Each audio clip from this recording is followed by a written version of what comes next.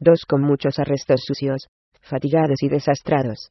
Los 12 enanos avanzaban con rapidez, saltando sobre las grietas de aquel suelo pedregoso, y esquivando los continuos amasijos de rocas y peñascos. A pesar de su visible temor, se movían al unísono, y si uno tropezaba, 2 de sus compañeros, al momento, lo socorrían y lo animaban a seguir el camino. A sus espaldas, llegaba una horda de orcos. Había más de 200 de aquellos brutos aullantes y repulsivos armados hasta los dientes y ciegos de rabia y odio. De vez en cuando, una saga ya proveniente de sus filas, venía a caer cerca de los enanos. Los orcos no estaban ganando terreno, pero tampoco lo estaban perdiendo, y su afán por atrapar a los enanos no era menor que el empeño que estos ponían en la huida. Con todo, a diferencia de los enanos, si uno de los orcos tropezaba, ninguno de sus compañeros acudía a ayudarlo. De hecho, si el infortunado tenía la mala suerte de obstaculizar el avance de su propia hueste, era más probable que lo patearan, apedrearan, o hasta lo apuñalaran. En consecuencia, su avance resultaba un tanto desordenado, con la vanguardia a bastante corta distancia de los enanos en fuga. Los enanos estaban ascendiendo por un terreno descubierto, flanqueado al oeste, a su derecha, por un gran espolón montañoso, y por más campo abierto a su izquierda. Sobreponiéndose al miedo, los fugitivos avanzaban a todo correr, animándose mutuamente a gritos. En todo caso, si los orcos no hubieran estado tan sedientos de sangre, y se hubieran fijado un poco más en la progresión de los enanos, habrían advertido que estos corrían en una dirección definida. Como un solo enano, los fugitivos salieron de las sombras del espolón y entraron en un pequeño desfiladero. Sus perseguidores orcos apenas repararon en el detalle, pues entre una pared y otra del desfiladero había el espacio suficiente como para que 3 orcos pudieran avanzar hombro con hombro. A sus ojos, el nuevo escenario tan solo era señal de que los enanos ya no podrían desperdigarse. Absortos en la persecución, los brutos no advirtieron que las paredes del acantilado estaban sembradas de grietas ocultas por piedras desde las que un sinnúmero de astutos ojillos de enano los estaban observando. La avanzadilla de los orcos irrumpió en el desfiladero. Cuando más de la mitad de los brutos estaban ya en el interior, los enanos emergieron de sus escondrijos armados con picos, martillos, hachas y espadas. Algunos de ellos, en especial los miembros de la brigada de los revientabuches, liderada por Tibledorf Puent, los guerreros más curtidos del clan Batleamer, no portaban más armamento que sus armaduras, yelmos y guanteletes erizados de pinchos mortales. Los enanos se lanzaron contra el grueso de la horda orca, saltando sobre sus enemigos, y haciéndolos pedazos con sus armas. Muchos de aquellos orcos habían sido pillados por sorpresa de forma similar por la misma partida de enanos apenas unos días antes, frente a los muros derruidos de la ciudad de Sayos. No obstante, en esa ocasión los orcos no salieron huyendo despavoridos, sino que trataron de enfrentarse a sus asaltantes. En todo caso, los enanos estaban más preparados y mejor armados para combatir en el angosto desfiladero. Tras sorprender a los orcos a su conveniencia, muy pronto fueron aniquilándolos uno tras otro. Los enanos situados cerca de la boca del desfiladero sellaron inmediatamente la entrada con un desprendimiento de piedras preparadas para tal efecto, y, a continuación, se lanzaron contra los brutos repentinamente pillados entre 2 fuegos, sin tener que preocuparse de la llegada de más orcos. Como era de esperar, la docena de enanos que habían obrado como señuelo al punto se volvieron para acabar con sus atónitos perseguidores. A todo esto, los enanos luchaban hombro con hombro, y si uno de ellos caía herido, sus compañeros, al momento, lo protegían y evitaban que fuera rematado. Contrariamente, los orcos que caían heridos estaban solos y morían solos. «Tus muchachos se han batido con bravura», Torgar dijo un enano alto y robusto, que tenía el pelo anaranjado y erizado, y una barba larguísima prendida al cinto de su jubón. Uno de sus ojos exhibía un color grisáceo, producto de una herida sufrida en la defensa de Mitrilaj contra la invasión de los Dross, mientras que su otro ojo era de un azul centelleante. En todo caso, reconocerás que la estratagema era un tanto arriesgada. Muy bien podría haber salido mal. «No hay mejor forma de morir que morir en defensa de los tuyos», respondió Torgar Amerstricker. El valeroso líder había llegado de Mirabar al frente de 400 enanos indignados por el tratamiento desdeñoso que el Marchion el Astul había dedicado al rey Bruenor Batleamer, un tratamiento que luego había extendido a todos los enanos de Mirabar que habían osado acercarse a saludar a su pariente lejano cuando éste había pasado por su ciudad.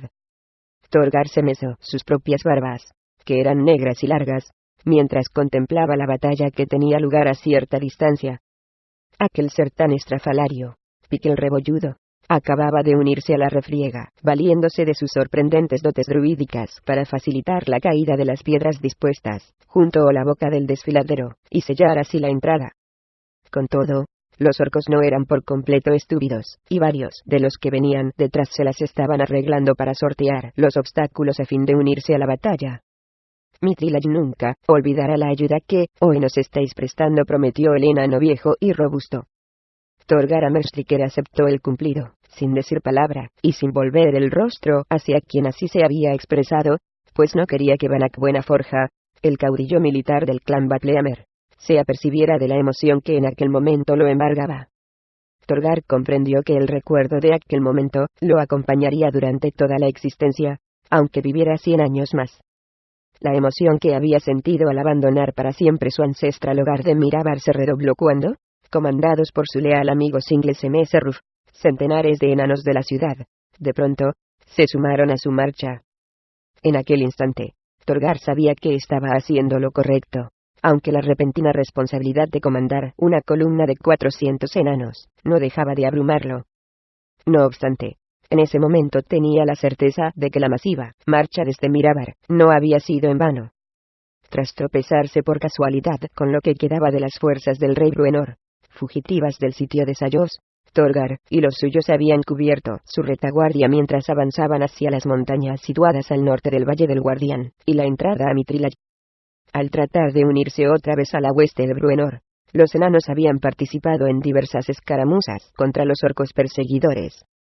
En una de ellas, incluso, habían tenido que vérselas con los gigantes de los cielos, inusuales aliados de los orcos en esa ocasión. Su valiente desenvoltura en el combate les había valido el agradecimiento de los enanos de Mitrilaj y de los 2 hijos adoptivos humanos de Bruenor, Wulfgar y Catibrie, así como el de su amigo, el Alfling Regis. A todo esto, Bruenor seguía estando demasiado mal herido como para pronunciar palabra. Por los demás, Torgar entendía que lo sucedido hasta entonces tan solo era un simple aperitivo. Tras la muerte del general Darnavit y las graves heridas de Bruenor, unas heridas que amenazaban con matarlo, los enanos de Mitrilaj habían recabado el mando de uno de sus más experimentados veteranos. Banach Buenaforja no había dudado en asumir el mando de las operaciones. Era significativo que éste le hubiera pedido a Torgar el concurso de una docena de sus mejores elementos para atraer a la vanguardia de los orcos al desfiladero. En aquel momento, Torgar se dijo que había hecho bien en emprender el éxodo con los enanos de Mirabar en dirección a Mitrilaj. Se dijo también que él y los demás enanos de la estirpe Pelsam se habían convertido en parte integrante del clan Batleamer. Indicales que ha llegado el momento de salir corriendo, ordenó Banach al sacerdote Rocaprieta, el enano a quien todos atribuían la supervivencia de Bruenor en las catacumbas del derruido torreón del mago de Sayous antes de la llegada de los refuerzos salvadores. Rocaprieta movió sus dedos retorcidos, y empezó a desgranar una oración en honor de Moradin. Sus pases de magia convocaron una lluvia de luces multicolores, unos destellos de fuego por completo inofensivos, pero suficientes para llamar la atención de los enanos situados en el centro del desfiladero. Al momento, los muchachos de Torgar, los revientabuches de Puent, los hermanos Rebolludo, y todos los demás combatientes, treparon por diversas sendas que había a ambos lados del desfiladero, cargando con todos los heridos y contusionados, de forma que al cabo de unos segundos ni un solo enano seguía en el campo de batalla. En ese preciso instante, una de las nuevas sorpresas que Piquel reservaba al enemigo, una gran roca redondeada de forma casi perfecta por los mágicos poderes del druida, apareció rodando pesadamente por una de las laderas.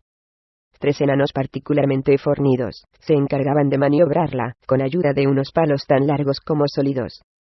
Varios enanos más salieron de sus escondites para ayudar a mover la enorme piedra, que terminaron por llevar a una rampa expresamente tallada en la roca. La piedra gigantesca empezó a cobrar velocidad, estremeciéndolo todo a su paso. Los orcos que seguían con vida en el centro del desfiladero prorrumpieron en aullidos de pavor, y emprendieron la retirada en el más absoluto desorden. Varios fueron derribados por sus propios compañeros, presas del pánico, y acabaron siendo aplastados por la colosal piedra.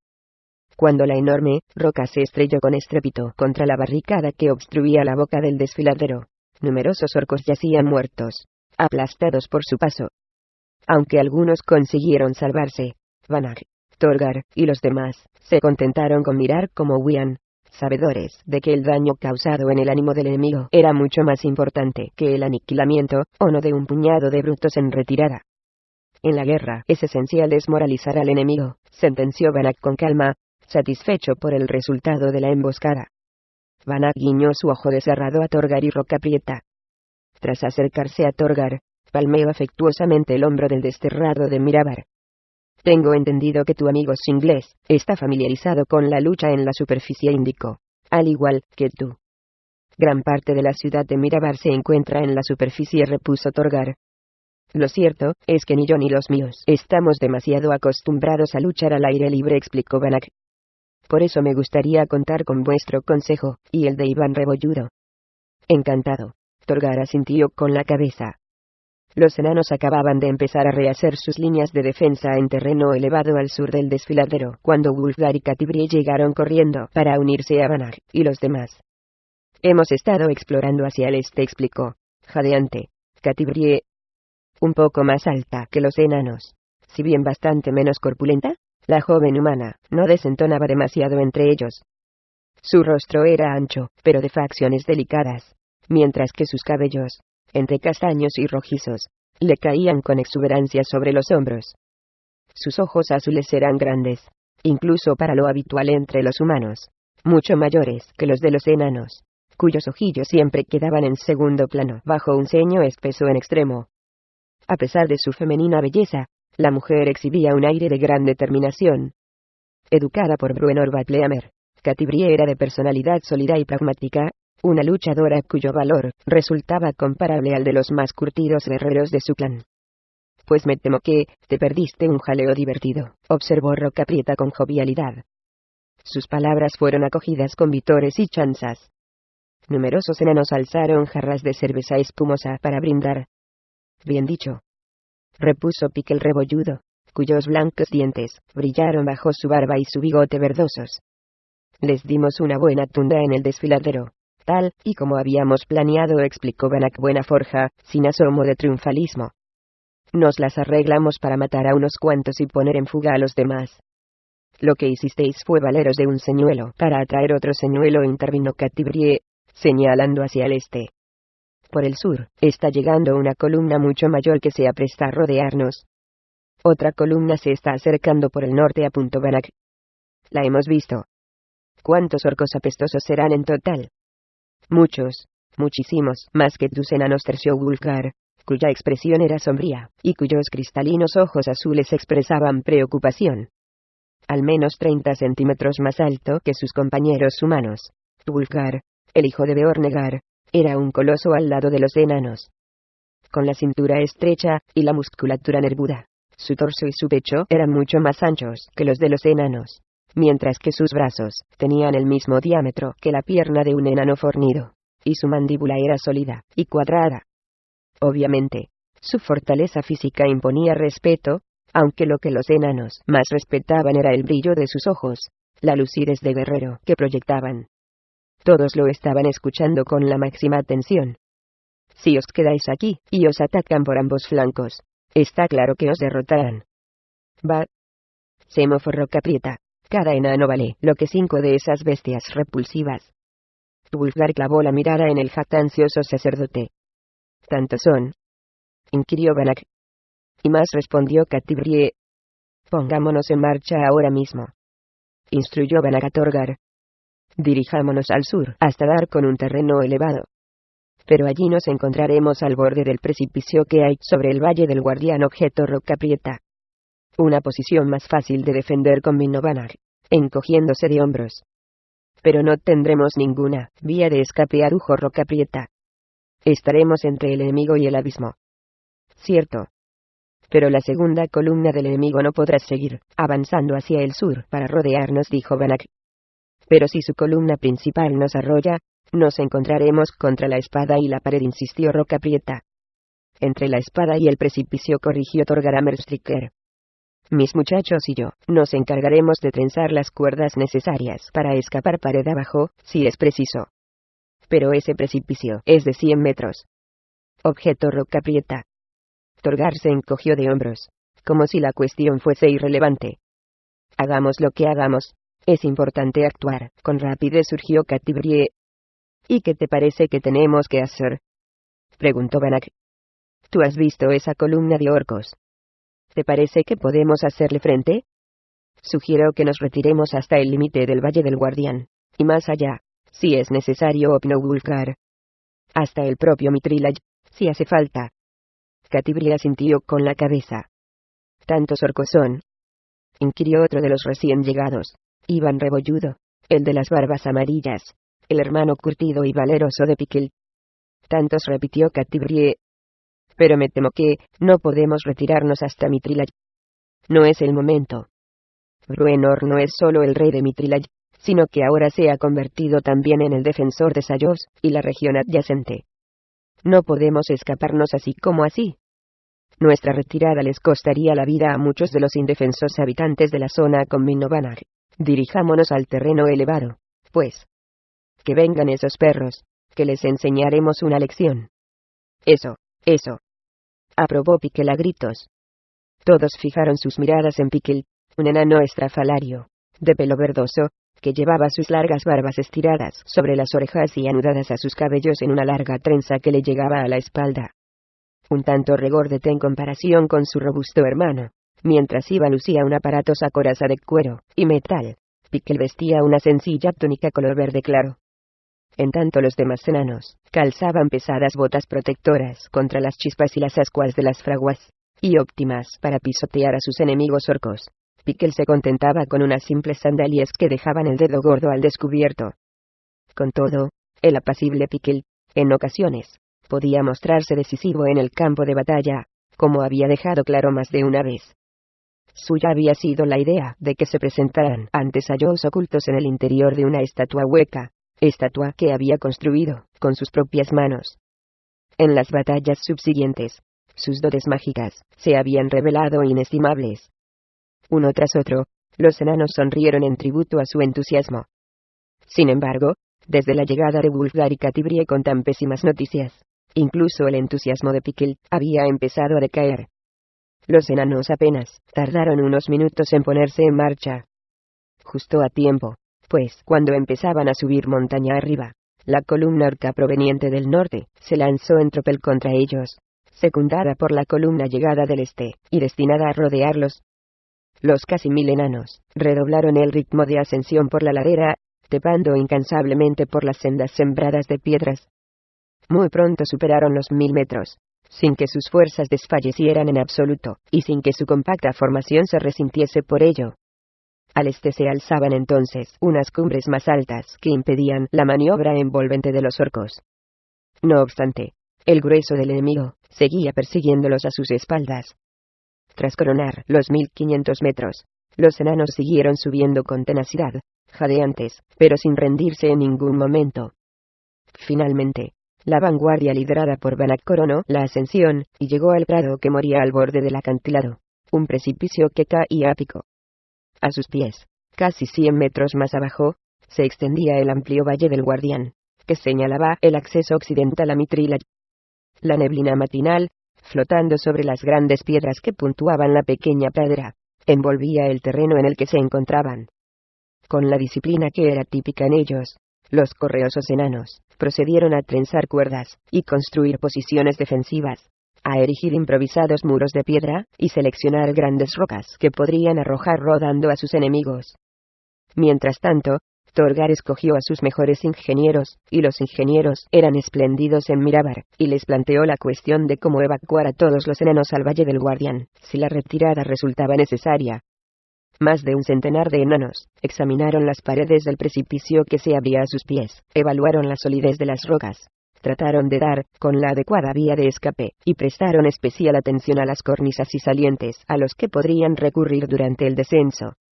Este tendría que efectuarse por etapas, 4 en la parte inferior de la pared y un mínimo de 5 en la superior. Las perspectivas eran muy complicadas. Pero nada desanimaba a los enanos. Unos seres muy capaces de pasarse años enteros excavando un túnel sin que al final dieran con el ansiado mineral. Nada desanimaba a quienes se valían de martillos y cinceles en las más remotas profundidades, sin saber si el menor chispazo bastaría para provocar la explosión de los peligrosos gases del subsuelo. Nada desanimaba a quienes jamás abandonaban a un compañero o a su suerte. Para los enanos que formaban la línea defensiva al norte, ya fueran provenientes de Mirabar o de Mitrilay, el común patronímico del Sun, más que un vínculo de sangre, era una llamada al deber y el honor. Uno de los ingenieros que bajaron por una cuerda para examinar la pared de piedra, se enredó en un afilado saliente rocoso. Al tratar de liberarse, sus manos se escurrieron de la cuerda y cayó a un vacío de más de 60 metros. Sus compañeros hicieron una pausa en su labor, y ofrecieron una plegaria a Moradin. Luego, siguieron trabajando. Tedemesecnucles se ajustó las barbas amarillas al cinto, se llevó el petate al hombro, y echó a caminar hacia el túnel que llevaba a la salida occidental de Mitrilay. ¿Vienes conmigo, o no?, preguntó a su compañero, como él mismo, un refugiado de la ciudad de la Felbar. Con aire pensativo, Nikwigid fijó la mirada en la boca del negro túnel. Pues no, me parece que, no respondió de forma sorpresiva. ¿Es que eres tonto?, inquirió Tred. Sabes tan bien como yo que esto es cosa de esa bestia parda de Obould mucha flecha. Ese perro sigue empeñado en hacernos la vida imposible. Y sabes tan bien como yo que si Obould está metido en esto, es que todavía tiene la vista puesta en Felbar. ¿Acaso dudas de que este es su próximo objetivo? No lo dudo en absoluto, contestó Nikwigid.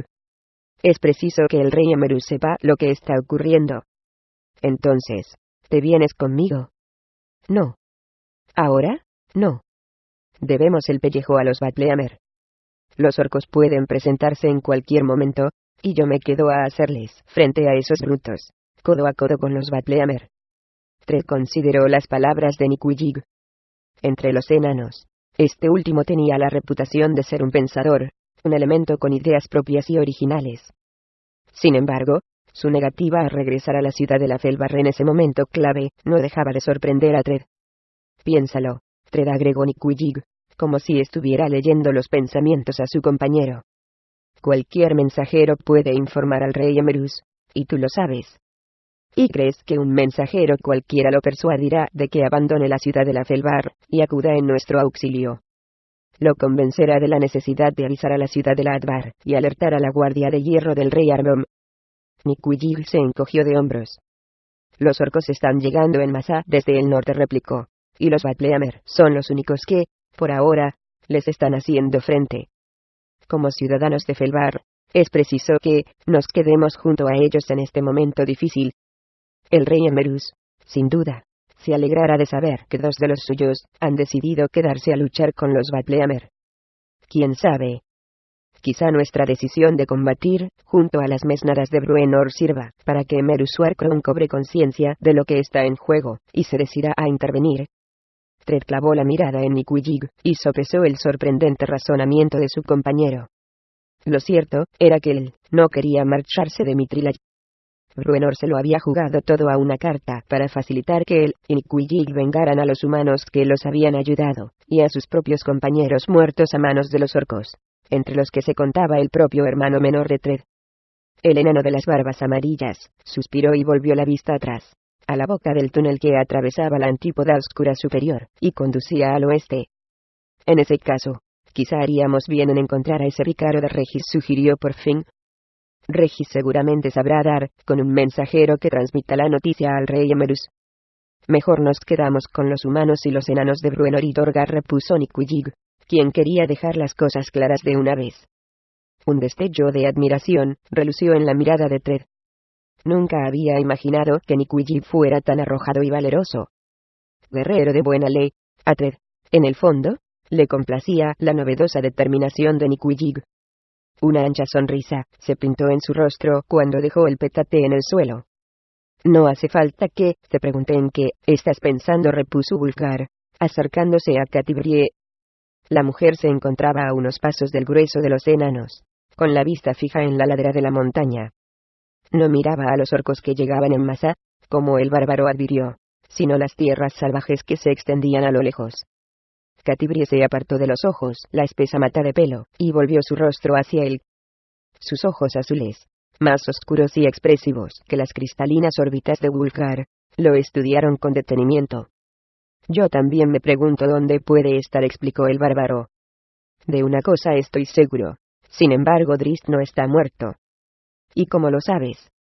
Porque lo conozco, contesta Wulfgar, arreglándoselas para componer una sonrisa. Si no hubiera sido por la llegada de Puent y los suyos, ninguno de nosotros habría salido con vida, le recordó Catibrie. Estábamos atrapados en una ratonera, rodeados por completo, adujo Wulfgar. Drizzt ni está atrapado ni está rodeado. Y estoy convencido de que sigue con vida. Catibrie devolvió la sonrisa al fornido bárbaro, y tomó su mano. Yo también estoy convencida de ello, admitió, aunque solo sea, porque a estas alturas mi corazón habría sabido intuir su pérdida. Lo mismo que el mío, susurró Wulfgar. Pero no volverá con nosotros en un futuro próximo, añadió ella. Y quizás sea mejor así. Aquí sería simplemente un guerrero más, mientras que lejos de aquí, en campo abierto. En campo abierto sabrá hacer sufrir a nuestros enemigos, completó él, aunque me duela saber que está solo. No está solo. Está con la pantera. Esa vez fue Catibrie quien ofreció una sonrisa de ánimo a su amigo. Wulfgar apretó su mano con fuerza, y asintió con la cabeza. Os necesito a los dos en la defensa del flanco derecho, indicó de repente una voz áspera. Banach Buenaforja, el sacerdote Rocaprieta, y dos enanos se dirigían hacia donde estaban. Esos malditos orcos están cada vez más cerca, explicó el caudillo militar de los enanos. Su intención es atacarnos antes de que podamos haber establecido nuestras defensas. Tenemos que contenerlos como sea. Wulfgar y Catibrie asintieron con el gesto sombrío. Banach se volvió hacia uno de sus compañeros. Tú quédate con los ingenieros de Torgar, ordenó. Que hagan oídos sordos al fragor de la batalla, y se apliquen a su labor. Y cuando consigan disponer unas cuerdas que lleguen hasta el valle, tú serás el primero en bajar. Pero, tartajeó el enano, como si el otro acabara de condenarlo. Impaciente, Banach lo hizo callar de inmediato. Tu misión es la más importante de todas, explicó el comandante. Mientras nosotros nos enfrentamos a los orcos, tú te encargarás de dar con el pequeño Regis, y explicarle que necesitamos 1000 guerreros más. 2000, si consigues sacarlos de los túneles. Te propones hacer que 1000 enanos trepen por las cuerdas, y acudan a reforzar nuestra posición. Preguntó Catibrie en tono de duda, pues en la pequeña pradera no cabían tantos defensores. Wulfgar se la quedó mirando de reojo. Pues al hablar con Banach y los suyos, la mujer se expresaba con un acento muy parecido al de los propios enanos. Nada de eso. Por el momento somos bastantes para hacer frente a esos brutos, zanjó Banach. Estoy seguro de que podremos con ellos, aunque admito que estos orcos son más listos de lo habitual. ¿Te parece que el enemigo acaso esté pensando en enviar una segunda columna por ese espolón montañoso del oeste? Inquirió Wulfgar. Banach asintió con la cabeza. Si esos orcos asquerosos llegan al Valle del Guardián antes que nosotros, estamos perdidos, indicó el comandante. En tal caso, ni siquiera les hará falta atacarnos. Les bastará con asediarnos y esperar a que nos venza el hambre. Banach miró con el ceño fruncido a quien acababa de nombrar mensajero, y agregó: tienes que marcharte cuanto antes, y avisar a Regis, o a quien esté al cargo de la situación, que envíen una columna al extremo occidental del valle. Es crucial que nadie se les adelante. Está claro. Para entonces, el enano mostraba bastante menos aprensión ante la perspectiva de marcharse. Irguiéndose cuán largo era, hinchó el pecho, y asintió vigorosamente con la cabeza. Sin embargo, apenas se hubo marchado corriendo hacia el borde del precipicio, de la línea defensiva llegó el grito de que los orcos se estaban lanzando al asalto. Tú te quedas con los ingenieros de Torgar, ordenó Banach a Rocaprieta. Exhórtales a seguir trabajando con toda su energía. Que no dejen su labor en ningún momento, a no ser que los orcos acaben con nosotros, y se lancen a por ellos.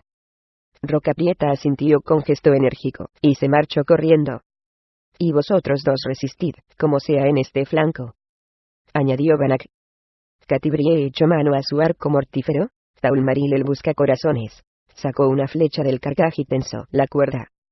A su lado, Wulfgar empuñó su letal martillo de guerra, Aegisfan. Mientras Vanar y su último compañero supervisaban las líneas de defensa, los dos humanos cruzaron una mirada de determinación antes de volver el rostro hacia la oscura masa de asaltantes que subían corriendo por la pedregosa ladera de la montaña.